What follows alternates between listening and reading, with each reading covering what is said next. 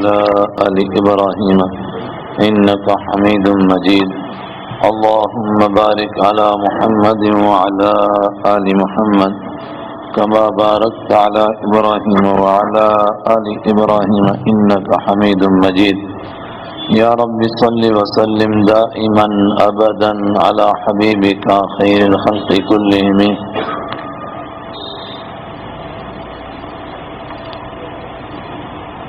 أعوذ بالله من الشيطان الرجيم. بسم الله الرحمن الرحيم.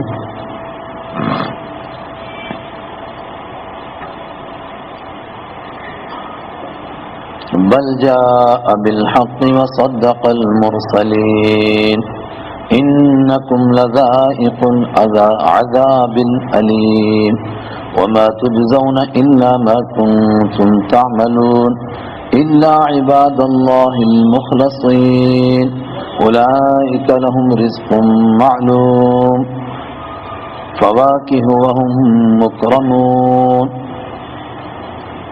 صدق اللہ مولانا العظیم. سورہ صافات آپ نے کل سننی شروع کی، اس کا ابتدائی حصہ سنا.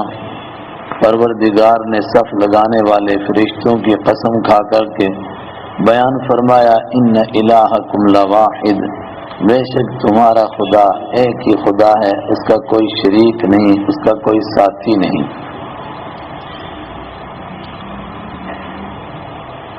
اس کے بعد پروردگار نے محشر کے میدان کو پیش کیا، کس طرح لوگ پیش ہوں گے، اور پھر ان کو کس طرح جہنم کی طرف ہانکا جائے گا. پھر بیچ میں روک کر کے وقفوہم انہم مسئولون، ان کو روکو، ان سے کچھ پوچھا جائے گا. ان سے کیا پوچھا گیا اور ان کے لیے کیا فیصلہ ہوا وہ آپ نے تفصیل کے ساتھ سنا. جب انہوں نے کہا کہ جن لوگوں نے ہم کو گمراہ کیا ہے ان لوگوں کو انہوں نے ہمیں ستایا، ان کو ڈبل سزا دی جائے، انہوں نے ہمیں گمراہ کیا. انہوں نے جواب دے دیا فاغویناکم انا کنا غاوین، ہم نے تم کو گمراہ کیا اس لیے کہ ہم خود بھی گمراہ تھے. اللہ کی طرف سے جواب ملا فانہم یومئذ فی العذاب مشترکون، تو یہ سب کے سب آج عذاب میں شریک ہوں گے. انا کذالک نفعل بالمجرمین، بے شک ہم مجرم لوگوں کے ساتھ اسی طرح کرتے ہیں. ان کا سب سے بڑا جرم کیا تھا؟ انہم اذا قیل لهم لا الہ الا اللہ یستکبرون، جب ان کے سامنے کہا جاتا تھا اللہ کے سوا کوئی عبادت کے لائق نہیں ہے، یستکبرون، تو ان اکڑ جاتے تھے، چڑ ہوتی تھی ان کو. سورہ زمر میں یہ مضمون اس سے زیادہ کھول کر بیان کیا گیا.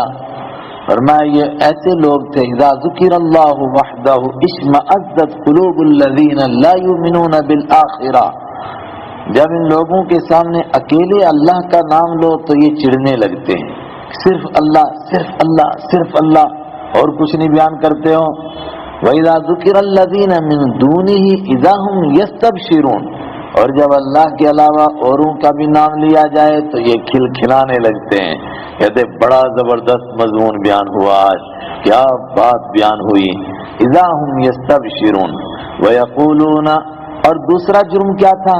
ایک جرم تھا توحید کا انکار، دوسرا جرم تھا رسالت کا انکار، حضرت رحمت عالم صلی اللہ علیہ وسلم کا انکار. اور انکار ہی نہیں، جب ان سے کہا جاتا تھا کہ قرآن میرے پیغمبر پر نازل ہوا، قرآن کو مانو، آخری پیغمبر کو مانو. وَيَقُولُونَ، تو یہ کہا کرتے تھے اَإِنَّا لَتَارِكُو آلِهَتِنَا، کیا ہم چھوڑ دیں آلِهَتِنَا اپنے خداؤں کو، لِشَاعِرٍ مَجْنُون، ایک پاگل شاعر کی وجہ سے، ایک دیوانے شاعر کی وجہ سے. اللہ اکبر، ایک طرف آپ کو دیوانہ بھی کہتے ہیں اور دوسری طرف آپ کو شاعر بھی کہتے ہیں. قرآن پاک نے کہا یہ شاعر ہیں اور یہ دیوانے ہیں، بل کچھ نہیں بلکہ جاء بالحق، یہ حق کو لے کر آئے ہیں، سچائی کو لے کر آئے ہیں، سچے دین کو لے کر آئے ہیں. وصدق المرسلین، اور انہوں نے سارے رسولوں کی تصدیق کی ہے. جن جن انبیاء کرام کو تم مانتے ہو ان کو انہوں نے سچا بیان کیا کہ وہ سچا دین لے کر آئے تھے، انہوں نے سچائی بیان کی تھی۔ انکم لذائق العذاب العلیم، اب نتیجہ یہ ہے کہ ضرور بضرور تم دردناک عذاب کا مزہ چکھنے والے ہو، چکھنا پڑے گا، تمہیں اچھا لگے برا لگے، چیخو چلاؤ۔ وما تجزون الا ما کنتم تعملون، اور تم کو نہیں سزا دی جائے گی، تجزون، تم کو نہیں جزا دی جائے گی، تم کو نہیں بدلہ دیا جائے گا۔ یہ ایک ہی لفظ ہے، اس کے اندر یہ سارے معنی، جزا کے معنی بدلہ ہے اصل میں، لیکن اردو کا عجیب محاورہ ہے، برا بدلہ ہو تو اس کو کہتے ہیں سزا ملی، اور اچھا بدلہ ہو اس کو کہتے ہیں جزا ملی۔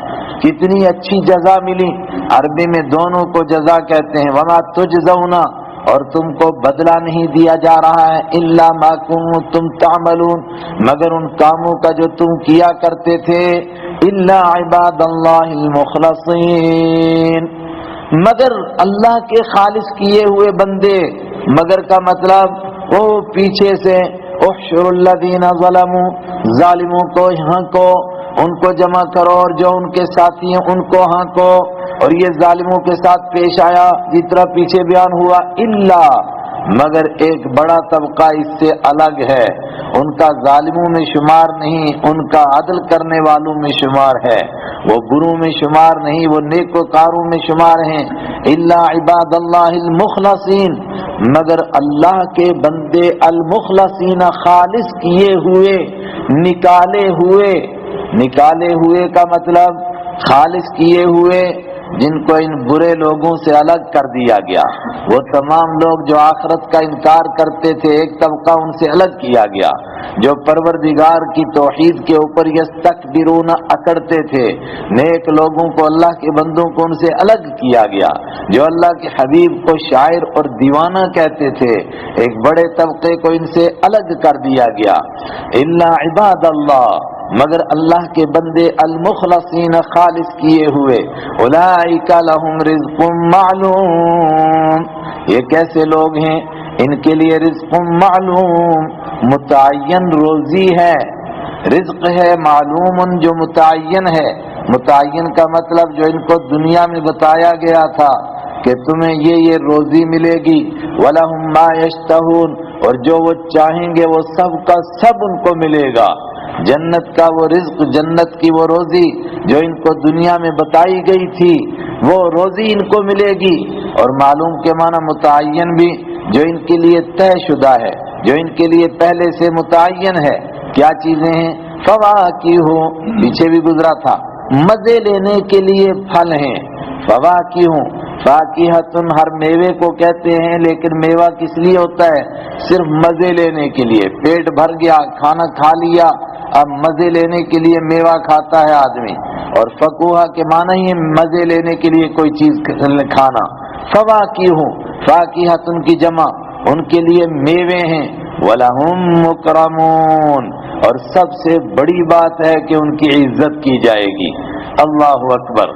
اور یہ عزت کا دور یہیں سے شروع ہو جاتا ہے۔ جب انسان کی روح نکلتی ہے تو ایک طبقہ وہ ہوتا ہے یضربون وجوہہم وادبارہم، فرشتے ان کے منہ پر مار رہے ہوتے ہیں، ان کی پیٹھوں پر مار رہے ہوتے ہیں، اور یہ کہہ رہے ہوتے ہیں بچاؤ ہمیں، بچاؤ ہمیں، بچاؤ۔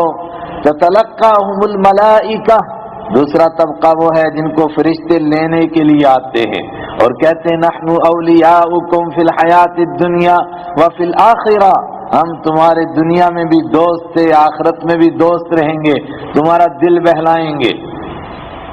یہ فرشتے قبر میں بھی ان کے ساتھی ہوتے ہیں۔ حدیث میں ہے جو بندہ قبر میں پہنچا، اس کو سوال و جواب ہوا، من ربک وما دینک وما تقول فی ھذا الرجل، یہ تین بڑے سوال، ان کا جب اس نے جواب دیا تو فرشتے اس کو جہنم کی جگہ دکھاتے ہیں کہ تیرا وہ ٹھکانہ بن سکتا تھا، قد ابدل اللہ تعالی، اللہ نے اس کو بدل دیا ہے جنت کے اس ٹھکانے سے تیری نیکیوں کی وجہ سے۔ پھر اس کے لیے جنت کی کھڑکی کھول دی گئی، جنت کی ہوائیں کھول دی گئیں، اور اس کی قبر روضۃ من ریاض الجنہ، جنت کی کیاریوں میں سے ایک کیاری بن گئی۔ اور اس سے کہا گیا نم کا نمت العروس، سو جا، جس طرح دلہن سوتی ہے اس طرح آرام سے سو جا۔ پھر محشر کے میدان میں اٹھتے ہیں تو پھر یہ فرشتے ان کا ساتھ دیتے ہیں، یہ ریکارڈ ہے ان کا، یہ ہم لے کر کے آئے ہیں، یہ نیکوکار لوگ ہیں، اور پھر ان کو لے کر کے جنت میں جا رہے ہیں۔ آگے آ رہا ہے سورہ زمر میں، ان الذین، وہ لوگ جن کے لیے پہلے سے بات طے ہو چکی ہے، ان کو اللہ کی عدالت میں لے جایا جائے گا وفد بنا کر کے، جماعتیں بنا کر لے جایا جائے گا، اور جنت میں ان کی عزت ہوگی۔ کیا عزت ہوگی؟ فرشتے ان کو سلام کریں گے، آپس میں ملیں گے، سلام کریں گے۔ سب سے بڑی بات ہے کہ پروردگار ان کو سلام کرے گا، اور حدیث میں ہے کہ ہفتے میں ایک دن پروردگار کا اجلاس عام ہوگا، جہاں سب کو زیارت کا موقع ملے گا، سب کو پروردگار کی زیارت ہوگی، اور اس سے بڑھ کر کے جنتیوں کو کسی چیز میں مزہ نہیں آئے گا۔ وَهُمْ مُكْرَمُونَ، ان کی عزت کی جائے گی، فی جنات النعیم، لفظی معنی ہے فی جنات، ایسے باغوں میں، نعیم جو نعمتوں والے ہیں، مزے کی جگہ، نعمت والی جگہ، فی جنات فی مکان نعیم، لیکن آسان ترجمہ اس کا کرتے ہیں نعمتوں بھری جنت میں، جس میں نعمتیں نعمتیں ہیں، جدھر دیکھو ادھر نعمت، جدھر دیکھو ادھر نعمت۔ خادم لگے ہوئے ہیں، قالینیں بچھا رہے ہیں، تکیے لگا رہے ہیں، اور بسیریاں اور چارپائیاں صف کے اندر بچھا رہے ہیں، اور وہ ابھی تصور کرتے ہیں کہ فلاں چیز ہونی چاہیے، وہ ان کے سامنے حاضر کر دی جاتی ہے۔ فی جنات النعیم، نعمتوں بھری جنت میں، علی سرر متقابلین، کہاں ہوں گے وہ؟ علی سرر، سرر سریر کی جمع، پلنگوں پر ہوں گے، مسیریوں پر ہوں گے۔ آج سریر کا لفظ بیڈ کے لیے بھی استعمال ہوتا ہے، لیکن بیڈ کا نام لیتے ہی وہ ہاسپٹل کے بدبودار بیڈ ذہن میں آتے ہیں، اس لیے میں اس کا ترجمہ بیڈ نہیں کرتا ہوں، مسیریوں پر ہوں گے، وہ پلنگوں پر ہوں گے، علی سرر متقابلین، آمنے سامنے بیٹھے ہوں گے۔ جنت کی نعمتوں میں سے یہ ایک بڑی نعمت ہے۔ جب بھی قرآن پاک میں جنت کا ذکر آتا ہے تو یہ آتا ہے کہ وہ کرسیوں پر آمنے سامنے بیٹھے ہوں گے، آمنے سامنے ایک دوسرے کو دیکھ رہے ہوں گے۔ کیوں؟ دیکھو یہ مجمع بھی بیٹھا ہے، لیکن ایک کی پیٹھ دوسرے کے منہ کے آگے، مزہ نہیں آ رہا ہے۔ اگر سارے لوگ اس طرح بیٹھیں تو مجمع دور ہو جاتا ہے، تو پھر ایک دوسرے کو دیکھ نہیں پاتے، مزہ نہیں آتا ہے۔ جنت اس کا نام ہے کہ جس میں لوگ گول میز کانفرنس ایک دوسرے کے آمنے سامنے ہوں گے، ایک دوسرے کو دیکھ رہے ہوں گے، مگر دوری نہیں ہوگی۔ دوری کا کمال تو یہ ہے، ابھی آگے آ رہا ہے، جنت میں بیٹھ کر کے جہنمیوں سے باتیں کریں گے، اور جہنمی بالکل ان کو سامنے نظر آئیں گے، اور جہنمیوں کو جنتی سامنے نظر آئیں گے، بالکل کوئی دوری محسوس نہیں ہوگی، ایک دوسرے کے آمنے سامنے جس طرح میں اور آپ بیٹھے ہوئے ہیں۔ متقابلین، آمنے سامنے بیٹھیں گے۔ یہ نعمت کا تذکرہ بار بار قرآن پاک میں آتا ہے۔ یطاف علیہم بکأس من معین، یطاف علیہم، ان کے سامنے گھمایا جائے گا۔ کبھی تو قرآن پاک فرماتا ہے کہ گھمانے والے کون ہیں؟ کانہم لؤلؤ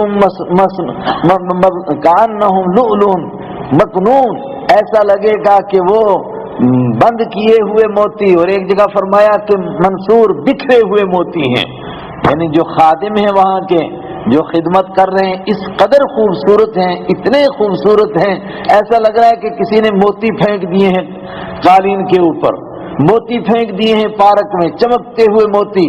تو ان کو دیکھ کر کے انسان کو اگر کچھ کھانے کی طبیعت نہ بھی ہو تب بھی کھانے کا دل کرتا ہے، لیکن کبھی کبھی اس طرح بیان کرتا ہے کہ ان کے سامنے گھمائے جائیں گے۔ اب خود بخود سمجھ میں آ جائے گا کوئی گھمانے والا ہے تبھی تو گھمائے جا رہے۔ یطاف علیہم، گھمائے جائیں گے ان کے سامنے، بکأس من معین، معین کے جام، معین کے کاس، جام ان کے سامنے گھمائے جائیں گے۔ دنیا میں انسان دنیا بھی برباد کرتا ہے، آخرت بھی برباد کرتا ہے، دنیا پہلے برباد کرتا ہے، سچ بات یہی ہے۔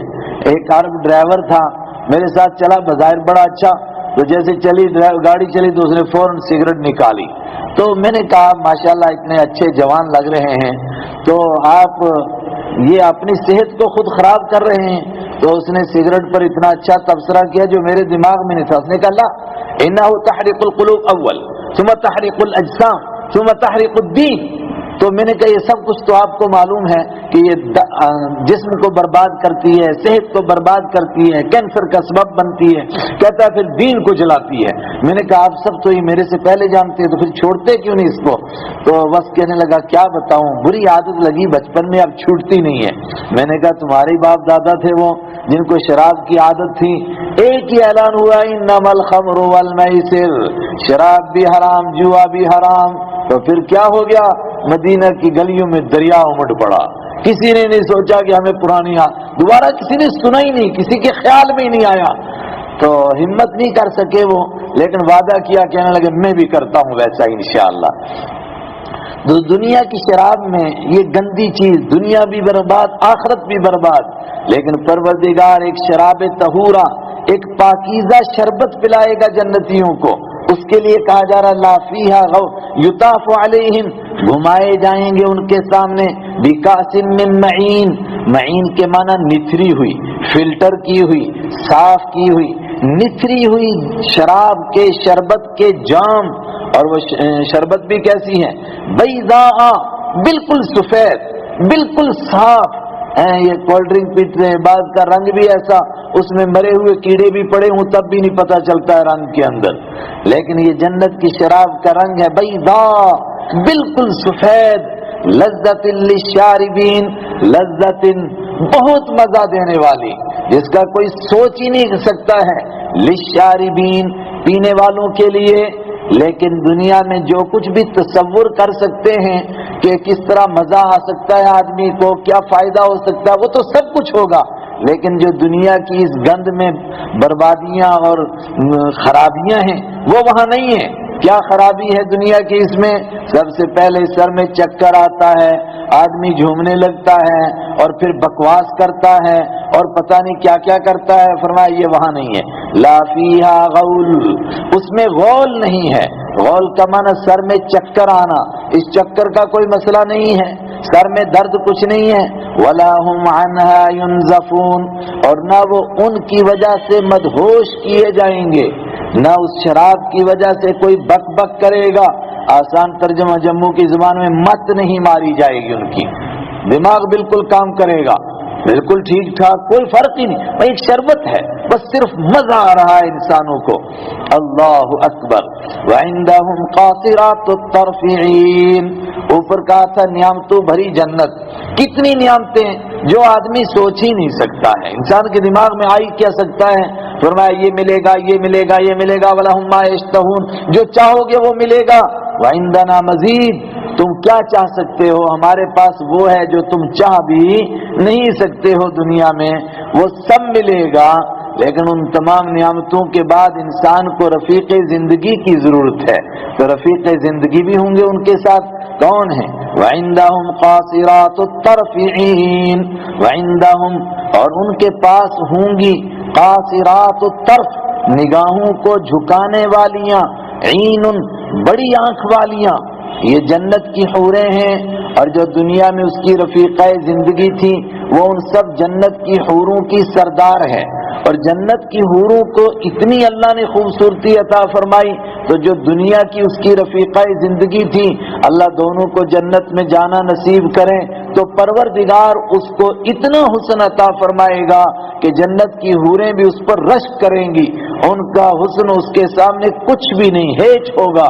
دنیا کی بیوی کو اللہ ایسا حسن عطا فرمائے گا، اور یہ بیوی کے مرد کے لیے کہا گیا۔ بسا اوقات لوگ کہتے ہیں جی مرد کے لیے جنت کی یہ نعمتیں بیان ہوئیں اور کہا اس کے لیے حوریں ہیں، تو عورتوں کے لیے کیوں نہیں بیان ہوئی ہیں؟ یہ بڑے بد دماغ قسم کے لیے یہ سوال کر سکتے ہیں، کوئی اچھے مزاج کا انسان، سلیم الفطرت انسان یہ سوال نہیں کر سکتا ہے۔ خود بخود جب مرد کو اپنی بیوی ملی تو بیوی کو شوہر بھی ملا نا، لیکن مرد کو بیوی ملے گی، خوبصورت ہوگی، ایسی ہوگی، یہ مرد کے لیے بیان کرنا اچھا لگتا ہے، لیکن کسی بہن کو اور کسی بیٹی کو اور کسی خالہ کو، کسی ماں کو کہیں کہ تجھے بھی وہاں خصم ملے گا تو اس کو اچھا لگے گا؟ یہ اس کو یہ برا لگتا ہے، اگرچہ یہ بات بھی اس کے ساتھ ہی طے ہے۔ اور اتنا ہی نہیں، حدیث میں یہ بھی کہا گیا کہ جو دونوں نیک تھے اور اللہ نیک ہی بنائے، اور اس رمضان میں اللہ تعالیٰ ہر ایک ایمان والے کو ایسا بنائے کہ دونوں جنت میں جائیں. اگر دونوں جنت میں گئے تو سبحان اللہ، لیکن نعوذ باللہ اگر ایسا ہو گیا کہ ایک جہنم میں گیا، جس طرح فرعون اور حضرت آسیہ جنت میں گئیں، تو فرمایا جتنی وہ نیک ہوگی اس سے زیادہ نیک اس کو شوہر ملے گا. اور اگر اس کا شوہر جنت میں گیا اور یہ جہنم میں چلی گئی تو شوہر کو تو خود بخود ملنا ہی ہے، جنت کی بیویاں بھی. اور اس کے علاوہ اگر اس طرح کی کوئی اس کو اللہ تعالیٰ بیوی عطا فرمائے جو اس سے بھی زیادہ نیک ہو تو یہ بھی اللہ کے لیے ممکن ہے. وَعِندَهُمْ قَاصِرَاتُ الطَّرْفِ، اور ان کے پاس ہوں گی، پاس بیٹھی ہوئی کون؟ قاصرات الطرف، نگاہ کو جھکانے والیاں، عین بڑی آنکھ والیاں. کیسی خوبصورت، کأنہن بیض مکنون. دو ترجمہ کیے گئے اس کے. ایک ترجمہ گویا کہ وہ موتی ہیں مکنون، چھپائے ہوئے، پردے میں رکھے ہوئے. اور دوسرا اسی کا ترجمہ کیا گیا گویا وہ شتر مرغ کے انڈے ہیں مکنون، جو کہ چھپائے ہوئے ہیں. عورت کی خوبصورتی کو عرب کے شاعر شتر مرغ کے انڈے سے شتر مرغی، لیکن وہ بولتے مرغی ہیں، اس کے ساتھ تشبیہ دیتے تھے. اس کا انڈا بہت خوبصورت ہوتا ہے، پھر وہ پردے میں رکھا ہوا، اس پر ذرا بھی گرد نہ پڑے تو کس قدر وہ خوبصورت ہے. اور اگر بیض کے معنی موتی کرے تو یہ بھی ممکن ہے، وہ پردے میں رکھے ہوئے موتیوں کی طرح ہوں گی. دو ان کی خوبیاں بیان کی گئیں. ایک ان کی خوبی بیان کی گئی کہ نگاہیں پست ہوں گی، دوسری ان کی خوبی بیان کی گئی کہ موٹی آنکھ والیاں ہیں اور گویا کہ چھپے ہوئے موتی ہیں. یہ جو دوسری خوبی ہے یہ صورت کی خوبی ہے، اور جو پہلی خوبی ہے وہ سیرت کی، کردار کی خوبی ہے. اس کو مقدم کیا گیا. حسن صورت چند روزہ، حسن سیرت مستقل. اس سے خوش ہوتی ہیں آنکھیں، اس سے خوش ہوتا ہے دل. اصل میں سیرت کی خوبی ہونی چاہیے، صورت کا اتنا بڑا مسئلہ نہیں ہے. اور سیرت کی سب سے بڑی خوبی کیا ہے عورت کی؟ ہر مرد یہی چاہتا ہے کہ میری عورت کی نگاہ میرے سوا کسی کی طرف نہ اٹھے. قرآن پاک نے اس کو یوں کہہ دیا قاصرات الطرف، اور طرف کے معنی گوشائے چشم، آنکھ کا کنارہ، یعنی وہ پوری آنکھ سے کہیں دیکھیں یہ تو ممکن ہی نہیں، آنکھ کے کنارے سے بھی کہیں دیکھنے والیاں نہیں ہیں. یہ ان کی خوبی ہے. قاصرات الطرف، وہ نگاہوں کے کنارے کو جھکانے والیاں، عین بڑی آنکھ والیاں، کأنہن بیض مکنون، گویا وہ چھپائے ہوئے پردے میں رکھے ہوئے موتی ہیں یا پردے میں رکھے ہوئے شتر مرغ کے انڈے ہیں. اور محض انڈا یہ بھی ترجمہ کر سکتے ہیں. تو کوئی کہے عجیب سی تشبیہ ہے، لیکن جس ماحول میں قرآن پاک اترا اس میں یہ زبردست تشبیہ تھی. فَأَقْبَلَ بَعْضُهُمْ، زبردست بات آ گئی. میں نے کہا تھا کہ آگے پڑھتے ہوئے ایسا لگے گا کہ آدمی یہ منظر دیکھ رہا ہے. اب جنت میں جنتی پہنچ گئے تو ایک جنتی پہنچا جس کے کلیگ اور جس کے اڑوس پڑوس کے لوگ کچھ ایسے ہی تھے، ٹھیک نہیں تھے. اور کوئی ایسا بھی تھا جس کو آخرت کا یقین ہی نصیب نہیں تھا. نعوذ باللہ، آج کلمہ پڑھنے والے بھی اس طرح کی باتیں کرتے ہیں. تو قرآن یہ بار بار کہہ رہا ہے کسی کے نام رکھنے سے مسلمان تھوڑا ہوتا ہے. آخرت کا جس پر یقین ہے وہ ایمان والا ہے. نام اس کا رام پرشاد ہو، کچھ بھی ہو، اور نام رکھ لے اس کا عبد الرحیم، اور اس کا آخرت پر یقین نہیں ہے، وہ اس کا مطلب منکر ہے، وہ کافر ہے، وہ آخرت کو ماننے والا نہیں ہے. چنانچہ جنتی جنت میں جائیں گے تو اس طرح کے لوگوں کا خیال آئے گا یار وہ میرا ایک کلیگ ہوتا تھا یا میرا کلاس فیلو تھا، میرے ساتھ پڑھا کرتا تھا اور بڑی فلسفیاں مارتا تھا اور کہتا تھا یار تو بڑا بیوقوف ہے، ایسی باتوں کو مانتا ہے. یہ کہاں دقیانوسی باتیں ہیں، مریں گے اور پھر جنت ملے گی اور یہ ہوگا اور وہ ہوگا. ایک شاعر نے کہا بس اتنی سی بات ہے جس کے لیے محشر بپا ہوگا، ملے گی شیخ کو جنت اور ہم کو دوزخ عطا ہوگا، بس اتنی سی بات ہے. ارے تو یہ کیا چھوٹی بات ہے، یہ معمولی بات ہے کہ جنت اور جہنم کا فیصلہ ہو جائے، یہ تو بہت بڑی بات ہے. جنت والے جنت میں پہنچے، فاقبل بعضهم علی بعض، تو وہ متوجہ ہوں گے بعض کی جانب، یتساءلون، اس حال میں کہ ایک دوسرے سے سوال کریں گے. اور آگے سورۃ طور میں آ رہا ہے دنیا کا تذکرہ کریں گے اور کہیں گے یار وہ ایک جگہ بیٹھے تھے نا تو ہم آخرت کا تذکرہ کر رہے تھے، بڑے ڈر رہے تھے دنیا میں، پتہ نہیں کلمہ نصیب ہوگا نہیں ہوگا، پتہ نہیں آخری وقت کیسا آئے گا، پتہ نہیں قبر میں کیا ہوگا، پتہ نہیں محشر کے میدان میں کیا ہوگا. فمن اللہ علینا، اللہ نے ہم پر کرم کیا اور ہم کو جہنم سے بچا لیا۔ ان باتوں کو کرتے کرتے قال قائل، کہے گا ایک کہنے والا، منہم ان میں سے، انی کان لی قرین، بے شک میرا ایک قرین ہوتا تھا۔ قرین کے معنی ساتھی، اب وہ ساتھی کلیگ بھی ہو سکتا ہے، پڑوسی، یعنی ایک پیشہ، ایک کام کرنے والا، یا کلاس کا ساتھی، یا پڑوس کا ساتھی، یا بزنس کا ساتھی۔ میرا ایک ساتھی ہوتا تھا کسی طور پر، یعنی میرے پاس رہتا تھا، میں اس کو توحید کی دعوت دیتا تھا، اللہ ایک ہے، اللہ کے پیغمبر سچے، اللہ کا قرآن سچا، اور میں کہتا تھا آخرت ہے بھائی، منکر نکیر ہیں اور آخرت میں حساب کتاب ہوگا۔ یقول، وہ کہا کرتا تھا، اِنَّکَ لَمِنَ الْمُصَدِّقِینَ، اِنَّکَ، کیا بے شک تو بھی، ارے میں تو تجھے پڑھا لکھا سمجھ رہا تھا، بڑا عقل مند آدمی سمجھتا تھا، بڑا اچھا سائنس پڑھا ہوا سمجھتا تھا، تو کیسا بے وقوف نکلا۔ اِنَّکَ لَمِنَ الْمُصَدِّقِینَ، کیا تو بھی تصدیق کرنے والوں میں سے ہے؟ تصدیق کرنے کا مطلب آخرت کو سچ ماننے والوں میں سے، کیا تم بھی ان جنت اور جہنم کو اور محشر کو، ان باتوں کو سچ مانتا ہے؟ کیا عجیب بات کر رہا ہے یار۔ اِنَّکَ لَمِنَ الْمُصَدِّقِینَ، کیا تو بھی سچ ماننے والوں میں سے ہے؟ اور میں اور آپ اپنی زندگی پر غور کریں تو ہمارے بھی اس طرح کے بہت دوست ہوں گے۔ میں ایک مرتبہ ایسے ہی ذہن میں آیا، کسی ہمارے دوست نے کہلوایا، بھئی نیت کرو اپنی زندگی کا جو جاننے والا ہوں ان کو دعوت دو۔ تو میں نے بھی ایک کو ذہن میں رکھا، میں باقاعدہ اس کے لیے سفر کر کے گیا، ان سے ملاقات کی، میں نے ان سے کہا مجھے تھوڑا ٹائم چاہیے، خیر ٹائم دیا، ملاقات ہوئی۔ تو یہ تو اچھی بات ہے کہ آدھے گھنٹے تک اس نے بہت غور سے بات سنی۔ آدھے گھنٹے کے بعد کہنے لگا کہ سر ایسا ہے، اتنے بزی ہیں ہم لوگ کہ ہم کو تو یہ بھی نہیں پتہ چلتا ہے بچے کیا کر رہے ہیں، بیوی مری ہے کہ زندہ ہے، بستر کہاں پڑا ہے، یہ ہے وہ ہے۔ البتہ آپ کی باتوں پر کبھی میں غور کروں گا، لیکن ظاہری طور پر اس کو لگا کہ بات اتری دل میں، یار مریں گے، مر کے جنت اور جہنم، یہ تو عجیب سی باتیں لگتی ہیں۔ لیکن کہی ہوئی بات، فارسی والے کہتے داشتہ بکار آیت، کبھی نہ کبھی کام میں آتی ہے۔ کوئی 5 سال کے بعد شاید ریٹائرمنٹ ہوگی، تو انہوں نے مجھے اچانک فون کیا، حالانکہ اس کے 5 سال کے بیچ کے عرصے میں فون نہیں کیا۔ تو پھر کہنے لگے کہ مفتی صاحب وہ آپ مجھے بول رہے تھے ایسی ایسی باتیں، اس کے لیے کوئی بک بتاؤ مجھے کوئی۔ تو میں نے الحمدللہ 5-6 کتابیں لکھوائیں، خدا جانے اس کے بعد دوبارہ نہیں فون کیا، اللہ ایمان نصیب کرے۔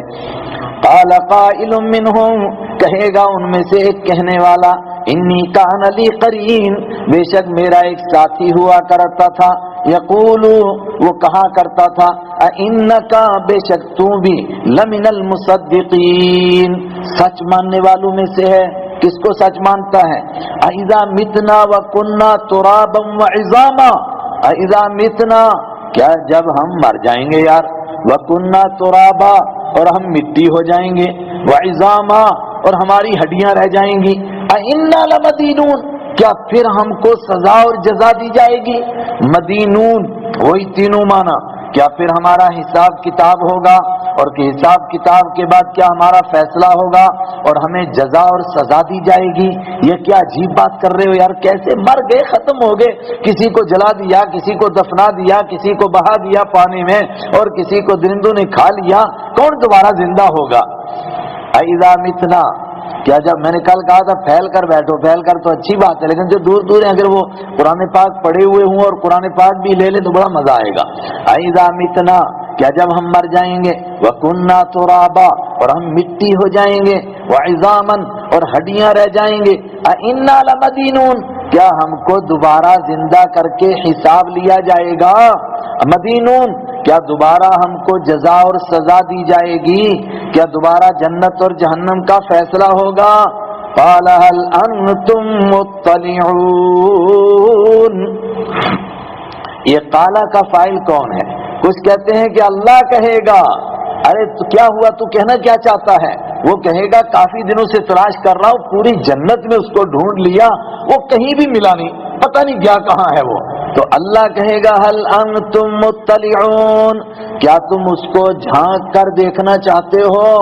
جھانک کر دیکھتے ہیں دور کے آدمی کو، اس کے پاس نہیں جا سکتے ہیں۔ اور بعض نے کہا نہیں، قالا کا فاعل یہی کہنے والا بندہ ہے، یہی کہے گا اپنے دوستوں سے ارے وہ جو میری مذاق اڑاتا تھا تم دیکھنا چاہتے ہو اس کو؟ وہ کہیں گے دکھا کہاں ہے وہ؟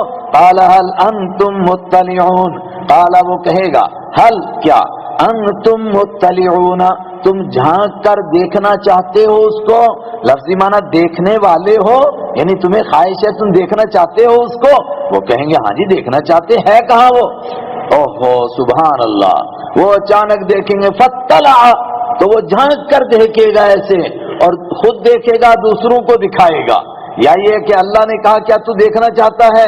تو وہ کہے گا دیکھنا چاہتا ہوں، تو اللہ کہے گا دیکھ، تو ایسے کرے گا سر اوپر اٹھائے گا اور وہ جہنم کے بیچ میں اس کو دیکھے گا، مگر بالکل آمنے سامنے، کوئی ذرا سی دوری نہیں، جیسے بالکل پاس میں آدمی دیکھتا ہے اس طرح دیکھے گا۔ اللہ اکبر۔ قال هل انتم مطلعون، اللہ فرمائے گا کیا تم جھانک کر دیکھنا چاہتے ہو؟ یا وہ جنتی کہے گا اپنے دوستوں سے کیا تم دیکھنا چاہتے ہو اس کو، کیا تم دیکھو گے؟ فطلع، تو وہ جھانکے گا، فرآہ، تو وہ دیکھے گا، فی سواء الجحیم، جہنم کے بیچ میں پڑا ہوا، سواء الجحیم، جہنم کے بیچ میں۔ اور یہ میں نے ترجمہ کیا دیکھو گے، اور وہ دیکھے گا، قرآن میں یہ لفظ نہیں ہے، قرآن میں لفظ ہے فطلع، اس نے دیکھا۔ اور یہ دیکھا کیوں کہا گیا؟ یہ عربی کا انداز ہے، جو بات بالکل پکی ہوتی ہے اس کو قرآن یہ نہیں کہتا ہے کہ یہ ہوگی، بلکہ کہتا ہے ہو چکی، فطلع، تو اس نے جھانک کر دیکھا، جو کہا گیا ویسا ہی ہوگا۔ اور ہمارا اس پر ایمان ہے یقیناً، جو لوگ ہماری بھی مذاق اڑاتے ہیں ہم بھی دیکھیں گے۔ فطلع، وہ جھانک کر دیکھے گا، فرآہ، تو دیکھے گا اس کو، فی سواء الجحیم، جہنم کے بیچ میں پڑا ہوا۔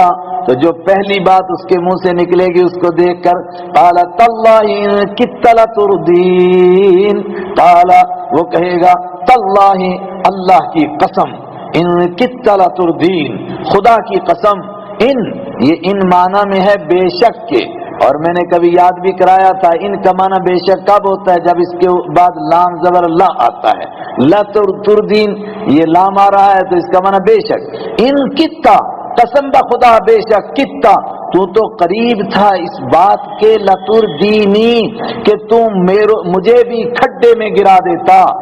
اردو والے اس کا ترجمہ کرتے ہیں تو مجھے ہلاک کر دیتا، تو میرا بیڑا غرق کر دیتا، لیکن اردہ یردی کے لفظی معنی گھڑے میں گرانا، اور تو مجھ کو بھی جہنم کے اس گھڑے میں گرا دیتا۔ بڑی میٹھی میٹھی باتیں کیا کرتا تھا یار، کس نے دیکھی جنت، کس نے دیکھی جہنم؟ میں نے سنا تھا ہمارا ایک لیڈر کہا کرتا تھا جنت ونت کچھ نہیں، وعدہ شادہ، کہتا تھا جہنم ونت، تھا ایمان والا، کلمہ پڑھنے والا، لیکن اب رہا ایمان کے نہیں رہا، آپ خود ہی فیصلہ کرو، کہتا ہے جہنم ونم کچھ نہیں، روبا دابا، یہ خالی ڈراوا شراوا ہے، لوگوں کو سنایا کرتا تھا، ایمان سے محروم تھا سمجھو۔ اللہ ہی جانتا ہے کیسے مرا۔ قالت تاللہ، وہ کہے گا خدا کی قسم، ان کتا، تو بالکل قریب تھا اس بات کے، لتردینی، کہ تو میرا بیڑا غرق کر دیتا۔ او بے ایمان بدبخت، یہ تو میرے اللہ کا کرم تھا کہ میں نے تیری کوئی بات مانی نہیں، ورنہ تو میرا بھی بیڑا غرق کرنے والا تھا۔ اگر میرا رب کا کرم نہ ہوتا آج میں بھی تیرے ساتھ یہاں جہنم میں پڑا ہوا ہوتا۔ ولولا نعمت ربی، اور اگر میرے رب کا کرم نہ ہوتا مجھ پر، لولا، اگر نہ ہوتی یہ بات، نعمت ربی، کیا بات؟ میرے رب کی نعمت، میرے رب کا کرم، میرے رب کا فضل نہ ہوتا، لکنت من المحضرین، تو ضرور بضرور میں ہوتا حاضر کیے ہوئے لوگوں میں سے، میں بھی گرفتار ہو گیا ہوتا۔ میرے رب کا کرم ہے کہ رب نے مجھے بچایا، ورنہ تو بڑی میٹھی میٹھی باتیں کر رہا تھا، چکنی چپڑی باتیں، اور آج اس طرح کی باتیں لوگ کر رہے ہیں۔ ہمارے بہت سارے طالب علم جو الف بے جیم دال پڑھ لیتے نا ABC سائنس کا، وہ بھی کہتے ہیں ہمیں کوئی ڈوٹ ہو رہا ہے۔ ارے بڑے بڑے سائنسدان جو تمہارے پردادے سے بھی بڑے ہیں، جنہوں نے بڑا کچھ کیا، وہ سب کچھ کر کے کہنے لگے کہ ہم کو تو یہی سمجھ میں آیا کہ اللہ کے بغیر کچھ نہیں، اللہ ہے، اور تم کو ڈوٹ ہو رہا ہے، ان کا بھی ڈوٹ یہاں جا کر کے نکلے گا۔ لولا نعمت ربی، اگر میرے رب کا کرم نہ ہوتا، لکنت، ضرور بضرور ہو جاتا میں بھی، من المحضرین، حاضر کیے ہوئے لوگوں میں سے۔ محضر وہی حاضر کے معنی میں حاضر کیے ہوئے، اور حاضر کیے ہوئے کا مطلب گرفتار کر کے جن کو لے جایا جائے گا، جن کو جہنم کے کھڈے میں ڈالیں گے فرشتے گرفتار کر کے. کیسے گرفتار کریں گے؟ وہ سورہ الحاقہ میں ہے. خذوہ فاعتلوہ ثم الجحیم صلوہ، پکڑو ان کو، فی سلسلۃ 70 ذراعا، اس زنجیر میں ان کو جکڑو جس کی لمبائی 70 ہاتھ ہے. اور جکڑو نہیں، فسلکوہ، اس میں پرو، ناک سے ڈالو، کان سے نکالو، منہ سے ڈالو، آنکھ سے نکالو، سارے سوراخوں سے، اور اس میں ان کو جکڑو. ان کو کہا گیا گرفتار کیے ہوئے میں بھی ہو جاتا من المحضرین، حاضر کیے ہوئے لوگوں میں سے، گرفتار کیے ہوئے لوگوں میں سے. افما نحن بمیتین الا موتتنا الاولی وما نحن بمعذبین. پھر واپس جنتی آپس میں تبصرہ کرنے لگے، کہنے لگے یار مزہ تو بڑا آیا، مگر دنیا میں جو کچھ بھی نعمت ملتی تھی ڈر یہی رہتا تھا کر لے جو کچھ کرنا ہے آخر موت ہے. بڑے بڑے محل بناؤ، بڑے بڑے بیڈ بچھاؤ، بہت اچھی اچھی چیزیں لاؤ، ساتھ بر اعظم کا بادشاہ بن جاؤ، مگر پھر کیا ہے؟ کافر مرنا ہے. فقیر بنو تو تب بھی مرنا، بادشاہ بنو تب بھی مرنا، موت کے سوا چارہ نہیں. یہاں تو بڑا مزہ آیا لیکن اب موت تو نہیں آنے والی. پھر ایک دوسرے کو تسلی دلا رہے، اللہ کا وعدہ یاد دلا رہے ہیں کہ نہیں، یہاں موت آنے والی نہیں ہے، اب تو موت کو بھی موت آ چکی ہے. افما نحن بمیتین، افما تو کیا یہ بات پکی ہے، ما نحن بمیتین، اب ہم مرنے والے نہیں ہیں، اب ہمیشہ جنت میں ہی رہیں گے. الا موتتنا الاولی، مگر وہ ہماری پہلی موت جو دنیا میں آئی تھی بس وہ موت تھی، اس کے بعد یہاں موت آنے والی نہیں ہے. جنت میں جہنمی اللہ سے کہیں گے ربنا احییتنا، اے پروردگار تو نے ہمیں 2 مرتبہ زندہ کیا اور 2 مرتبہ موت عطا کی. 2 مرتبہ کون سی موت تھی؟ ایک مرتبہ جب انسان نہیں تھا تو گویا مرا ہوا تھا، پھر دنیا میں پیدا ہوا، زندہ ہوا تو پھر گویا مر گیا دوبارہ. اور یہ جو موت ہے یہ آخری موت ہے، اس کے بعد کوئی دوسری موت نہیں ہے. افما نحن بمیتین، تو کیا ہم نہیں ہیں بمیتین، ہم مرنے والے، پکی بات ہے اب ہم مریں گے کبھی نہیں.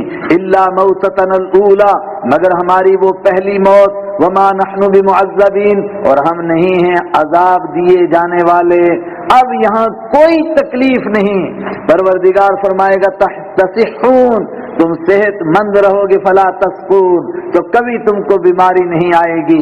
تنعمون، تم مزے مارو گے، کبھی تم کو کوئی تنگی اور تکلیف نہیں ہوگی. بس عیش کی جگہ ہے، آرام کی جگہ ہے، جہاں پریشانی کا تصور نہیں ہے. لا یمسہ نصب، وہاں تو تھکاوٹ بھی نہیں کسی کو آئے گی. ان ھذا لہو الفوز العظیم، اللہ نے فرمایا بے شک یہ بہت بڑی کامیابی ہے. جنت مل جائے آدمی کو اور جہنم سے چھٹکارا مل جائے، کیا اس کے بعد کچھ اور بھی چاہیے؟ ان ھذا، بے شک یہ، لہو الفوز العظیم، لا ضرور بھی ضرور، قسم بخدا، هو الفوز العظیم، یہ بہت بڑی کامیابی ہے، اس سے بڑی کامیابی کوئی نہیں ہو سکتی ہے. کوئی بادشاہ بن گیا کامیاب نہیں اس لیے کہ آگے مر جائے گا، کوئی وزیر بنا کامیاب نہیں اس لیے کہ اس کے بعد مر جائے گا. یہ کامیابی ہے جس کے بعد موت نہیں.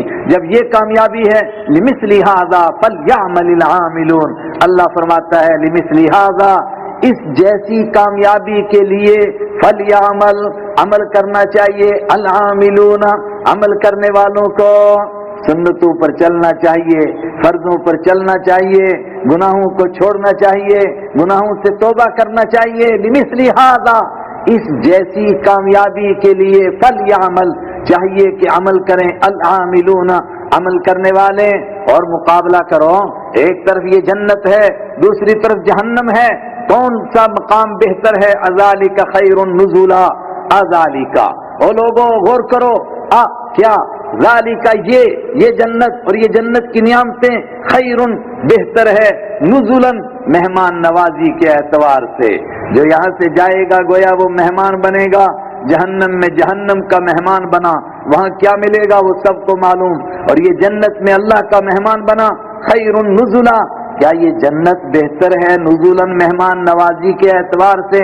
ام شجرۃ الزقوم، یا زقوم کا درخت بہتر ہے؟ یہ نعمت جنت کی ایک طرف اور دوسری طرف زقوم کا درخت کھانے کو ملے گا، کون سی نعمت بہتر ہے؟ فیصلہ کرو، جو اچھی لگتی ہے اس کی طرف دوڑ پڑو. یہ زقوم کیا درخت ہے؟ ظاہر ہے جو آگ کے اندر پیدا ہوگا، جہنم میں پیدا ہوگا۔ کیسا درخت ہوگا اس کو دنیا میں تصور کیا نہیں جا سکتا۔ البتہ مفسرین کی اکثریت کہتی ہے کہ دنیا میں یہ جو ہمارے یہاں تھور کا درخت ہوتا ہے نا، تھور کا درخت سمجھتے ہوں گے، سرد علاقوں کے کم سمجھتے ہیں، گرم والے سب سمجھتے ہیں، کھیتوں کے آس پاس باڑ کے لیے بکری کی کان کی طرح اس کے اتنے لمبے پتے، اور اس کو یوں توڑو اس میں سے دودھ نکلتا ہے تو پیو تو بڑا مزہ دیتا ہے۔ مزہ دیتا ہے؟ ارے بابا وہ جس جگہ زمین جسم پر لگ جائے گا وہیں پر جسم پک جاتا ہے، پھوڑے پیدا ہو جاتے ہیں، بال توڑ کی طرح ہو جاتا ہے، وہ کھایا کہاں جا سکتا ہے؟ اس کا مطلب دیکھا نہیں ہے، سب کہہ رہے ہاں کھایا جاتا ہے، کھایا نہیں جا سکتا ہے دنیا میں۔ جی جی، یہ دنیا کا تھور ہے، آخرت کا تھور کیسا ہوگا اس کو خود سوچ لو۔ آئے ہائے، یہ آخرت کے تھور کی بات ہو رہی ہے۔ اذالک خیر، لوگوں کرو فیصلہ، کیا یہ بہتر ہے نزلاً مہمان نوازی کے اعتبار سے، ام شجرۃ الزقوم، یا وہ تھور کا درخت بہتر ہے؟ انا جعلناها فتنۃ للظالمین، ظالمین، ہم نے اس کو بنایا ہے فتنۃ، آزمائش کا ذریعہ، للظالمین، ظالموں کے لیے آزمائش کا ذریعہ بنایا۔ ایک تو آزمائش یہی ہے کہ ظالموں کو وہی کھانے کے لیے ملے گا۔ ابھی آ رہا ہے کہ ظالم جہنم میں پڑیں گے تو پھر ہائے بھوک، ہائے بھوک، ایسی بھوک لگے گی کہ پتھر کو بھی کھا جائیں۔ کہا جائے گا یہ تھور کا درخت تم کو کھانے کو ملے گا، اور وہ تھور کا درخت کیا کھائیں گے؟ اس کو کھاتے ہی کغلی الحمیم، ایسا ابلے گا پیٹ کے اندر جس طرح ہانڈی میں گرم پانی ابلتا ہے۔ پھر وہ کہیں گے ہائے پانی، ہائے پانی، تو پھر ان کو وہ پانی پینے کے لیے ملے گا جو پانی خود ہی ابل رہا ہوگا۔ کیا ہوگا؟ اس سے اندر کا پورا نظام گل کے باہر آ جائے گا، تو آپ کہیں وہ تو مر جائے گا، ایک لمحے میں پھر ویسے ہی ہو جائے گا۔ ہائے ہائے، پرسوں رات ہم نے سنا نا، قیامت کے دن جہنم میں کھال کوئی کہے گی پک جائے گی ایک مرتبہ، جب تو آگ کو ایک مرتبہ جب جل گئی تو اس کو سہنے کا مزاج بن جائے گا، پھر اس کو تکلیف نہیں ہوگی۔ فرمایا نہیں، کلما نضجت جلودہم بدلناہم جلودا غیرہ، جب جب بھی ان کی کھال پک جائے گی ہم فوراً دوسری کھال بدلیں گے۔ اور حدیث میں ہے کہ ایک لمحے میں بعض دفعہ 70,000 مرتبہ کھال بدلی جائے گی۔ کس لیے؟ لیذوقوا العذاب، تاکہ تازہ تازہ عذاب کا مزہ چکھیں۔ یہ سب کچھ ہوگا، یاتیہ الموت من کل مکان، موت ہر طرف سے آئے گی، وما ہوا بمیت، لیکن انسان کو موت آئے گی نہیں۔ اللہ اکبر، کیا انداز ہے قرآن کا۔ اذالک خیر، لوگوں کرو فیصلہ، کیا یہ بہتر ہے نزولاً مہمان نوازی کے اعتبار سے، ام شجرۃ الزقوم، یا تھور کا درخت بہتر ہے؟ مگر تھور کا کون سا؟ جو جہنم میں ہے۔ انا جعلناها، ہم نے اس کو بنایا ہے فتنةً، آزمائش کا ذریعہ، للظالمین، ظالموں کے لیے۔ اور ظالموں کے لیے آزمائش کا کیا ذریعہ ہے؟ میں نے کہا ایک تو جہنم میں کھانے کو ملے گا، لیکن ایک دنیا میں بھی آزمائش کا ذریعہ ہے۔ جتنے دنیا کے ظالم تھے وہ مذاق اڑاتے تھے اور آج بھی اڑاتے ہیں۔ کہتے ہیں عجیب بات ہے جی، کہتے ہیں ایک تو وہ آگ اتنی سخت ہوگی کہ دنیا کی آگ سے 70 گنا زیادہ تیز ہوگی، لیکن اس کے باوجود اس میں درخت پیدا ہوں گے۔ آگ میں کئی درخت ہوتے ہیں؟ ارے کیا بیوقوف انسان ہے جو پروردگار پانی میں درخت پیدا کر سکتا ہے، اس کے لیے آگ میں درخت پیدا کرنا مشکل ہے؟ یہ آزمائش کا ذریعہ ہے، بجائے اس سے ڈرنے کے مذاق اڑاتے ہیں، کہتے دیکھو جی کیا عجیب بات کہہ رہے ہیں کہ جہنم میں درخت اگیں گے، جہنم میں کئی درخت ہوں گے، فرمایا اگیں گے۔ انہا شجرۃ، بے شک یہ ایک درخت ہے، تخرج نکلے گا، فی اصل الجحیم، جہنم کی جڑ میں سے نکلے گا، آگ کے ڈھیر میں سے نکلے گا۔ جو پروردگار پانی میں درخت اگا سکتا ہے وہ آگ میں بھی درخت اگا سکتا ہے۔ طلعھا، اس کے گچھے ہوں گے، کأنہ رؤوس الشیاطین، گویا کہ وہ شیطانوں کے سر ہیں۔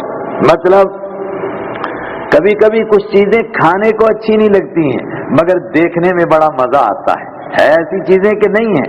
بہت ساری چیزیں، ہمارا مہاراجی سے نام بھی اس کا بڑا زبردست رکھا، مہاراج جی، مہاراج جی، کیوں اتنا بڑا ہے، بڑا لال لیکن کاٹو اتنا کھٹا، او ہو، وہ پکتا ہے بہت لیٹ جا کر کے تو تب تھوڑا سا میٹھا ہوتا ہے۔ اب مہاراج جی دیکھنے میں بڑا اچھا مگر ہے بڑا کھٹا۔ اور کچھ چیزیں وہ ہوتی ہیں کہ دیکھنے میں بھی بہت بری مگر کھانے میں بھی بری، دونوں میں یہ بہت کم چیزیں ہیں دنیا کے اندر دیکھنے سے ایک دم الٹی آ جائے، مگر ایسی چیزیں ہیں کہ دیکھنے سے الٹی آئے، کھانے میں مزہ آئے، دیکھنے سے بھی الٹی آئے اور کھانے میں بھی اتنا برا لگے۔ اگر ایسی کوئی چیز دیکھنی ہو تو کہا وہ جہنم کا تھور ہے، وہ دیکھنے میں بھی کیسا ہے، کہا جیسا کہ شیطانوں کے سر، اور کھانے میں کیسا ہے وہ تو بیان ہو۔ ایسی چیزیں ہیں کہ دیکھنے سے الٹی آئے، کھانے میں مزہ آئے، دیکھنے سے بھی الٹی آئے اور کھانے میں بھی اتنا برا لگے۔ اگر ایسی کوئی چیز دیکھنی ہو تو کہا وہ جہنم کا تھور ہے، وہ دیکھنے میں بھی کیسا ہے، کہا جیسا کہ شیطانوں کے سر، اور کھانے میں کیسا ہے وہ تو بیان ہو گیا کہ اس طرح ابلے گا اندر جس طرح کہ ہانڈی ابلتی ہے۔ اللہ اکبر۔ اس پر بعض دفعہ اعتراض کرتا ہے شیطان، دل میں وہم پیدا کرتا ہے، یار شیطانوں کو تو کسی نے دیکھا ہی نہیں، تو کیسے کہا قرآن پاک نے کہ شیطان کے سر کی طرح اس کے گچھے ہوں گے۔ آدمی بات کو سمجھانے کے لیے اس چیز کے ساتھ تشبیہ دیتا ہے جس کو دیکھا ہو، نہیں سمجھے۔ وہ اندھے کو کسی نے بتایا کہ بھئی آپ کی دعوت ہے، کہا کیا پکایا، کہا کھیر پکائی۔ اندھے نے پوچھا پہلے بتاؤ کھیر ہے کیسی، اس طرح نہیں میں آؤں گا، پہلے بتاؤ کھیر کیسی۔ اس نے کہا بالکل وائٹ، سفید۔ اس نے کہا سفید کیسی ہوتی ہے؟ اس نے کہا حضرت سفید نہیں آپ کو معلوم، کہا مجھے تو نہیں معلوم، اندھا ہوں۔ اس نے کہا جیسے بگلے کے پر ہوتے ہیں، بگلا دیکھا آپ نے، وہ سمندر کے کنارے، دریا کے کنارے ایک شریف بیٹھا ہوتا ہے نا، لیکن جب مچھلی نظر آئے تو پھر دیکھو کیسا شریف ہے، بالکل سفید ہوتا ہے وہ پرندہ بگلا۔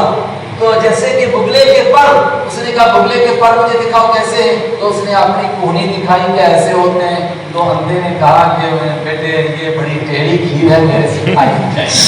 وہاں سے اردو کا محاورہ بن گیا یہ تو ٹیڑھی کھیر ہے، کہتے ہیں یہ اترے گی حلق سے۔ تو آدمی تشبیہ اس چیز سے دیکھتا ہے جس کو جانا ہوا ہو، تو شیطان کے ساتھ تو کسی نے دیکھے ہی نہیں ہے، پھر کیسے تشبیہ دی، نہیں سمجھے؟ شیطان کا ساتھ دیکھا کسی نے؟ کہیں جناب فلانا آدمی کیسا ہے، کہا بالکل جیسے شیطان کی ناک۔ اب یار میں نے تو آپ شیطان کی ناک ہی نہیں دیکھی۔ جواب کیا ہے؟ بے وقوفی ہے، یہ اعتراض کرنا ہے۔ بسا اوقات آدمی کے ذہن میں کچھ شکلیں بنی ہوتی ہیں، ان شکلوں کے ساتھ آدمی تشبیہ دیتا ہے، اگرچہ اس نے وہ دیکھی ہوئی نہیں ہوتی ہیں۔ کوئی گندا سا آدمی دیکھے تو ہم کہتے ہیں بھوت پتہ نہیں کہاں سے آ گیا، تو کوئی پوچھے بھوت دیکھا تو نہیں، دیکھا تو نہیں۔ اور گندی سی میں بچی ہو تو کہتے ہیں پتہ نہیں چڑیل کہاں سے آئی، تو چڑیل بھی تو دیکھی نہیں ہے۔ ایسی ہزاروں چیزیں ہیں، وہ گاڑیوں کے پیچھے آج ایک شکل سی بنا کر لٹکاتے ہیں، تو کیا دیکھی ہے انہوں نے؟ دیکھی نہیں ہے انہوں نے۔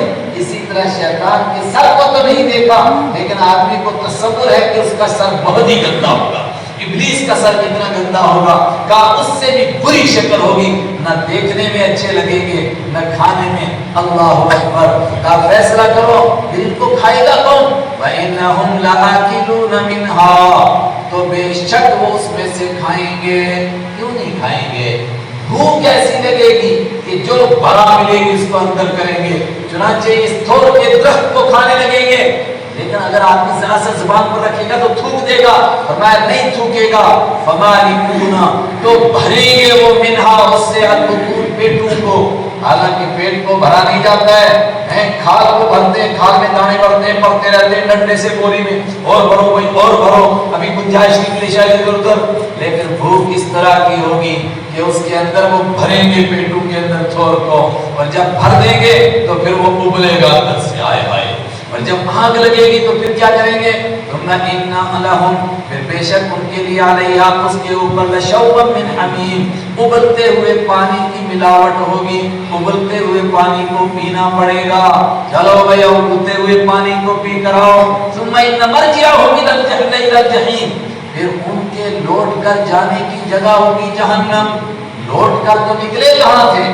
اسی سے بعد لوگوں نے کہا کہ یہ تھور کا درخت کھانے کے لیے اور ابلتے ہوئے پانی کو پینے کے لیے ان کو جہنم کے کنارے پر لایا جائے گا، اور جب کھا کر کے اور پی کر کے فارغ ہوئے کہا چلو دوبارہ بیچ میں واپس آئے۔ ثم ان مرجعهم، پھر ان کو لوٹ کر جانے کی جگہ لإلی الجحیم، ضرور بھی ضرور جہنم ہوگی۔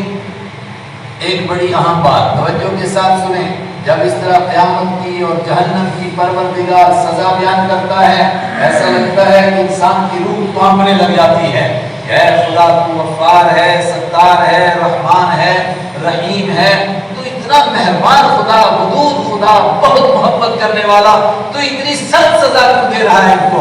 تو فوراً قرآن پاک جواب دیتا ہے ان کے کرتوت بھی تو دیکھو کیسے گندے کرتوت تھے۔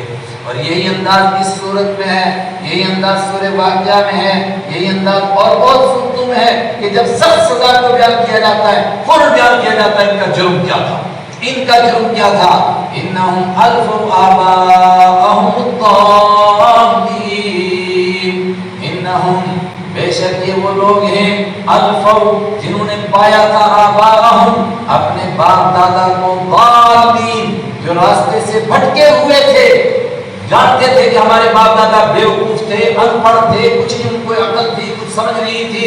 فَهُمْ عَلَىٰ آثَارِهِمْ يُهْرَعُونَ، فَهُمْ تو وہ عَلَىٰ آثَارِهِمْ ان باپ دادا کے نشان قدم پر يُهْرَعُونَ دوڑا لیے جاتے تھے، گویا خود نہیں دوڑتے تھے، شیطان ان کو ہانکتا تھا، جو باپ دادا کا طریقہ اس کو نہیں چھوڑنا، چاہے کچھ بھی ہو جائے دانتوں سے پکڑ کے رکھو۔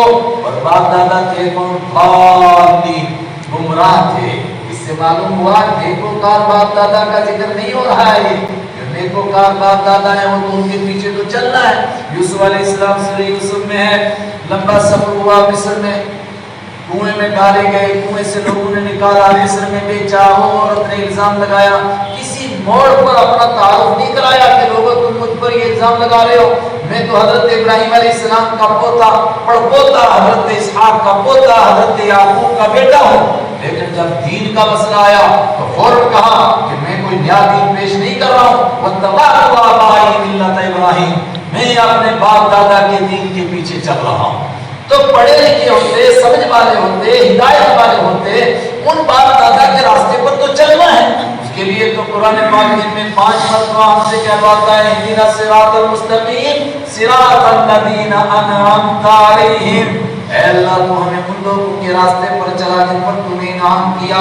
مگر وہ طبقہ جو گمراہ رہا اور پتہ ہی نہیں کہ ان کے پاس تھی ہدایت کہ نہیں تھی، اس سے پہلے کون سا مدرسہ تھا، کون سا عالم تھا، کس نے پڑھایا، کہا کسی نے نہیں پڑھایا جڑایا، کچھ نہیں جانتے تھے، مگر چلیں گے باپ دادا کے طریقے پر۔ انہم الفو بے شک یہ وہ لوگ تھے پایا انہوں نے آباءہم اپنے باپ دادا کو ضالین گمراہ پایا۔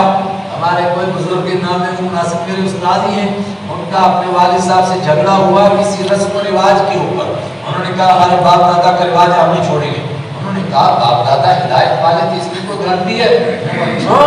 میرا باپ دادا نے گمراہ گئے، تو وہ فوراً گئے تو جا کے محافظ خانے سے نا وہ پرانا ریکارڈ لے آئے، تو پرانے ریکارڈ میں کوئی 4تھی 5ویں پشت کے بعد کھڑک سنگھ تو تمن سنگھ تو فلانا سنگھ، تو اس نے کہا پتا کس باپ دادا کے دین پر چلو، پیچھے دیکھو تو صحیح ہمارے باپ دادا کیا تھے۔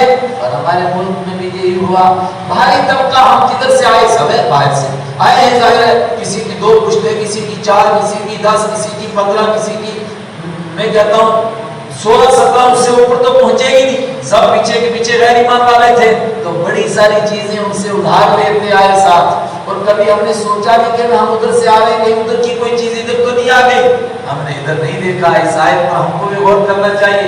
وَهُمْ عَلَىٰ آثَارِهِمْ، تو یہ ان کے نشان قدم پر يُهْرَعُونَ دوڑائے جاتے تھے، شیطان ان کو بھگا رہا تھا، چلو باپ دادا کے دین پر، کسی کی بات نہیں ماننا۔ باپ دادا کیسے تھے؟ وَلَقَدْ ضَلَّ قَبْلَهُمْ أَكْثَرُ الْأَوَّلِينَ، قرآن کہہ رہا ہے وَلَقَدْ، اور یقیناً ضَلَّ گمراہ ہو گئے تھے، بھٹک گئے تھے، قبلہم ان سے پہلے، اکثر الاولین بہت سارے پہلے لوگ۔ اگر معلوم ہوا جو پہلے بھٹکے ہوئے تھے ان کے راستے پر نہیں چلنا، جو ہدایت کے راستے پر تھے ان کے راستے پر چلنا ہے، ان کے راستے پر چلنے کا نام ہی دین ہے۔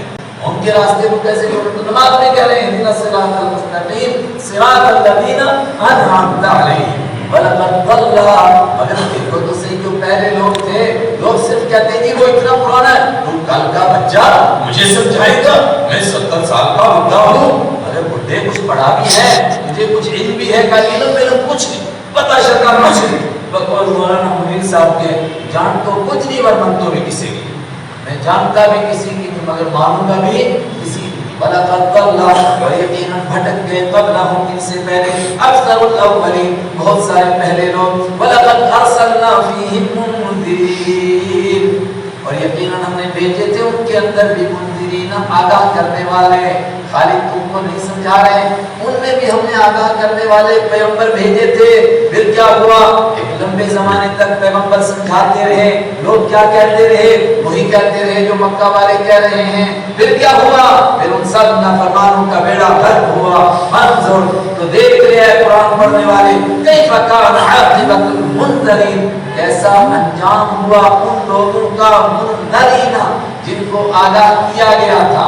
یہ عربی کا کام ہے منذرین، آگاہ کرنے والے، اور دال کے اوپر زبر لگا دو، منذرین ان لوگوں کا انجام کیا ہوا جن کو ڈرایا گیا تھا، جن کو آگاہ کیا گیا تھا۔ نوح علیہ السلام سے لے کر حضرت عیسیٰ علیہ السلام تک آ جاؤ، اور اس کے بعد وہ سب ہستی سے مٹا دیے گئے، الا عباد اللہ المخلصین، مگر اللہ کے خالص کیے ہوئے بندے۔ کون سے بندے؟ جن کو نوح علیہ السلام کے ساتھ اللہ نے چن کر کشتی میں بٹھا دیا، جن کو موسیٰ علیہ السلام کے ساتھ سمندر بحر کلثم سے پار کروا دیا۔ مخلصین، چنے ہوئے لوگ، یہ لوگ بچتے تھے، نافرمان سب کے سب برباد ہو جاتے تھے۔ چنانچہ یہاں سے منذرین آگاہ کرنے والے اور منذرین جن کو آگاہ کیا گیا تھا ان کی طرف تھوڑا سا اشارہ کیا جا رہا ہے۔ تو کون تھے وہ؟ اجمالی طور پر تذکرہ سنو، تفصیل کے ساتھ دوسری جگہوں پر آتا ہے۔ سب سے پہلے حضرت آدم علیہ السلام کے بعد جس نبی کا تذکرہ قرآن پاک کرتا ہے بار بار، وہ حضرت نوح علیہ السلام۔ نوح علیہ السلام کس دور میں پیدا ہوئے؟ ظاہر ہے اتنے پرانے نبی ہم کو کیا معلوم؟ اتنا معلوم ہوتا ہے تاریخ سے کہ عراق تقریباً سینٹرل ایشیا کے اندر بس دنیا تھی، اس کے بعد نہیں تھی۔ اس پورے علاقے کو سمجھانے کے لیے حضرت نوح علیہ السلام آئے، اور اس دور کی گمراہی کیا تھی وہ سورہ نوح کے اندر ہے۔ اور ابن عباس رضی اللہ تعالیٰ عنہ نے اس کی تفسیر کی کہ آدم علیہ السلام کے بعد ایک لمبے زمانے تک انسان اللہ کی توحید کو مانتا تھا، توحید پر قائم تھا۔ پھر 5 بڑے بزرگوں کا انتقال ہوا تو شیطان نے لوگوں کے کان میں ڈالا کہ اتنے بڑے بڑے بزرگ چلے گئے، ان کی یاد نہیں آتی ہے۔ لوگوں نے کہا یاد آتی ہے، تو کہا ایسا کرو کہ ان کی قبروں کے پاس مسجد بناؤ اور مسجد میں اللہ کی عبادت کرو جس طرح کہ وہ عبادت کرتے تھے۔ کہا کہ یہ مسجد ان قبروں کے پاس کیوں بنائی گئی ہے؟ کہا اس لیے کہ نیک لوگوں کی طرح ہم عبادت کریں۔ کہا وہ تب یاد آئیں گے نا کہ ان کی تصویر سامنے رکھو یہاں۔ جب تصویر سامنے رکھی تو لوگ ان کو دیکھتے تھے، آئے کتنے بڑے بزرگ تھے، کتنی اللہ کی عبادت کرتے تھے، ہم کو بھی اسی طرح کرنی چاہیے۔ پھر یہ دور بھی گزرا، پھر شیطان نے کہا یہ تصویریں کیوں رکھی ہیں؟ کہا تصویریں اس لیے کہ ان کو دیکھ کر بزرگ یاد آئیں۔ تو اس نے کہا فوٹو سے کیا ہوتا ہے؟ ان کے ڈھانچے بناؤ، مورتیاں بناؤ۔ پھر ان کی مورتیاں بنائی گئی، پھر وہ دور بھی گزرا۔ اس کے بعد شیطان نے کہا یہ اس لیے رکھے ہیں؟ کہا ان کو دیکھ کر اللہ کی عبادت اس طرح کریں جس طرح یہ کرتے تھے۔ کہا اور نالائقو، ناپاکو، تمہاری ہمت کہ تم اللہ کو یاد کر سکو، تمہاری ہمت اتنی، اللہ تو عظیم الشان ہستی، تم زیادہ سے زیادہ ان کی پوجا کرو، یہ اللہ کے پاس تمہاری بات پہنچا دیں گے۔ یہاں سے غیر اللہ کی پوجا کی ابتدا ہوئی۔ نوح علیہ السلام تشریف لائے، ان کو سمجھایا، مگر قوم کے لوگوں نے کیا کہا؟ 950 سال سمجھانے کے بعد بھی جو بڑے کھڑپینچ تھے انہوں نے دوسروں کو سمجھایا، لا تذرن آلہتکم، لوگوں اپنے سارے خداؤں کو نہیں چھوڑنا، لیکن اگر اس کے کہنے پر چھوڑنے بھی پڑے تو 5 کو کبھی نہیں چھوڑنا۔ کون کون سے؟ ولا تذرن آلہتکم ولا تذرن ودا ولا سواعا ولا یغوث ویعوق ونسرا، یہ 5 خدا کبھی نہیں چھوڑنا۔ کہا کہ یہ نیک لوگ تھے، جب وہ دنیا سے چلے گئے تو لوگوں نے ان کے ڈھانچے بنا کر ان کی پوجا شروع کی۔ تفسیر میں موجود ہے عرب میں ایک بدھ لات جس کو لوگ پوجتے تھے، کہا گیا ہے یہ لات کیا ہے؟ کہا یہ ایک نیک انسان تھا، انہ یلد السبیل، اس نے سب سے پہلا یہ کام کیا کہ لوگ حاجیوں کو پانی پلاتے تھے، اس نے حاجیوں کو شربت پلانا شروع کیا، ستوں کو پانی میں کھول کر کے شربت پلاتا تھا۔ جب وہ مر گیا تو لوگوں نے کچھ دیر تک اس کی قبر کو سجدے کیے، پھر اس کے بعد اس کی مورتی بنا کر اس کو سجدہ کرنا شروع کیا، یہاں تک کہ ان کے بڑے خداؤں میں سے ایک خدا لات ہو گیا۔ نوح علیہ السلام تشریف لائے، مگر قرآن پاک کا کمال ہے، کبھی تفصیل کرتا ہے تو کھول کر بیان کرتا ہے سورہ نوح میں اور سورہ ہود میں، اور سورہ نوح میں بھی حضرت نوح علیہ السلام کا قصہ تفصیل سے یہاں اختصار کیا تو بس چند آیتوں میں پورا ہو گیا، اور ہم بھی انشاءاللہ آج یہ قصہ پورا کریں گے اور بات ختم۔ وَلَقَدْ نَادَانَا، اور یقیناً پکارا تھا ہم کو نوح علیہ السلام نے، فَلَنِعْمَ الْمُجِيبُونَ، تو ہم کتنے اچھے جواب دینے والے تھے۔ آئے ہائے، پکارا بھی کیا تھا، زبردست دعا ہے۔ جب قوم کے وڈیروں نے یہ کہا نا کہ 5 کو تو کبھی نہیں چھوڑنا، ایسا لگتا ہے کہ ایک دم حضرت نوح علیہ السلام سجدے میں گرے اور کہا رب انی مغلوب فانتصر، اے خدا میں تو ناکام ہو چکا، میں ہار چکا، میں مغلوب ہو چکا، اب تو ان سے بدلہ لے لے، ان سے انتقام لے لے۔ بس پھر کیا ہوا، اللہ کا غضب جوش میں آیا اور کیسا بدلہ لیا، وَلَنِعْمَ الْمُجِيبُونَ، ہم کتنے اچھے ہیں جواب دینے والے، ہم کو کوئی پکار کر تو دیکھے۔ وَنَجَّيْنَاهُ وَأَهْلَهُ مِنَ الْكَرْبِ الْعَظِيمِ، وَنَجَّيْنَاهُ، اور ہم نے ان کو بھی بچایا نوح علیہ السلام کو، وَأَهْلَهُ، اور ان کے گھر والوں کو بھی بچایا، مِنَ الْكَرْبِ الْعَظِيمِ، ایک بہت بڑی مصیبت سے، بہت بڑے غم سے، ایک بہت بڑی پریشانی سے، اور وہ پریشانی کیا تھی، سارے کی ساری قوم، ساری انسانیت اس دن ڈوب گئی، بچے تو صرف حضرت نوح علیہ السلام اور ان کے ماننے والے بچ کے اور ان کے گھر والے۔ مگر کمال ہے، یہاں قرآن پاک نے کہا کہ گھر والوں کو بچایا، تو گھر والوں میں سب سے پہلا نمبر تو بیوی کا ہے اور دوسرا نمبر تو بیٹے کا ہے۔ اگر بیوی بھی نہیں بچی اور بیٹا بھی نہیں بچا، جواب کیا ہے، قرآن پاک نے خود کہا اِنَّهُ لَيْسَ مِنْ أَهْلِكَ، اے نوح علیہ السلام یہ تیرے گھر کے لوگ نہیں ہیں، کیوں، اِنَّهُ عَمَلٌ غَيْرُ صَالِحٍ، اس لیے کہ ان کے کام اچھے نہیں ہیں۔ آپ کے کام جب علم باپ کا بیٹے کو ازبر نہ ہو، مالک کے میراث پدر کیوں کر ہو، یہ کیسے ہو سکتا ہے آپ کا وارث، یہ نہیں ہو سکتا آپ کا وارث۔ وَجَعَلْنَا ذُرِّيَّتَهُمُ الْبَاقِينَ، اور بنایا ہم نے ذُرِّيَّتَهُ، ان کی اولاد کو، ہم الباقین، وہی تھے باقی رہنے والے۔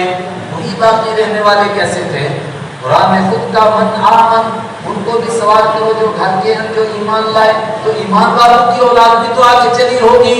تو اس آیت کی بنیاد پر ہم الباقین لوگ کہتے ہیں کہ جو 80 لوگ ان کے ساتھ سوار تھے، ان کی اولاد کو چھوڑ کر ان کے 3 بیٹے سوار تھے، ان کی بیویاں سوار تھیں، اور دوسرے جو ان کے رشتے اولاد میں لوگ تھے، پوتے وغیرہ وہ تھے، ان کو چھوڑ کر آگے دوسرے کسی کی اولاد نہیں چلی، انہی کی اولاد چلی۔ مشہور تفسیر یہی ہے، اسی لیے کہا جاتا ہے کہ آگے جو اولاد چلی تو وہ انہی کی شکلوں کے اوپر چلی۔ چنانچہ دنیا کو موٹے طور پر دیکھو تو 4 قسموں میں نظر آئیں گے، ایک یہ گوروں کی شکل والے، اور دوسرے ہماری گندمی شکل والے، اور تیسرے بالکل کالے، اور چوتھے جامہ والے، چوڑی ناک والے۔